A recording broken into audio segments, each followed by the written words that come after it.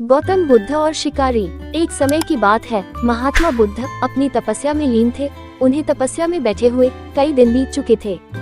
तभी एक शिकारी उस रास्ते जा रहा था। उस शिकारी ने महात्मा बुद्ध को पहचान लिया। शिकारी ने महात्मा बुद्ध के बारे में बहुत बड़ाई सुनी थी, किंतु वह महात्मा बुद्ध की बड़ाई से संतुष्ट नहीं था।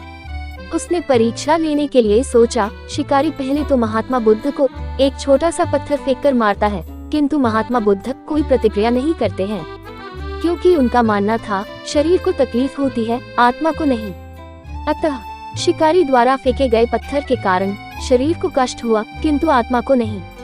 शिकारी कुछ समय सोचता रहा, महात्मा बुद्ध कुछ प्रतिक्रिया करेंगे, किंतु महात्मा बुद्ध अपनी तपस्या में लीन थे। उन्होंने कोई प्रतिक्रिया नहीं की।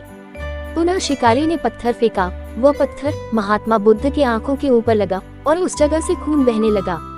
महात्मा बुद्ध को आभास हुआ उनके शरीर से रक्त बह रही है, किंतु वह फिर भी अपनी तपस्या से नहीं उठे। शिकारी को गुस्सा आया और उसने पुनः एक पत्थर और महात्मा बुद्ध की ओर फेंका। महात्मा बुद्ध के शरीर से अब खून अधिक बहने लगी। इतनी पीड़ा महसूस कर महात्मा बुद्ध की आंखों से आंसू निकलने लगा। शिकारी ने महात्मा बुद्ध के पास जाकर पूछा, आपको जब मैंने पत्थर मारा तो आपने कोई प्रतिक्रिया नहीं दी? महात्मा बुद्ध ने बड़े ही सरलता के साथ कहा, क्योंकि इससे मेरे शरीर को कष्ट हुआ है, मेरे मन मस्तिष्क को नहीं। शिकारी अचंभित रह गया। उसने पूछा, फिर आपके आंखों से आंसू क्यों बह रहे हैं?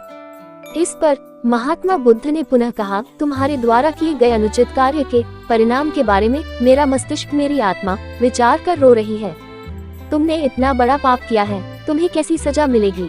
बुद्ध की बातों को सुनकर शिकारी महात्मा बुद्ध के चरणों में नतमस्तक हुआ और उनसे क्षमा याचना की। महात्मा बुद्ध क्षमाशील व्यक्ति थे।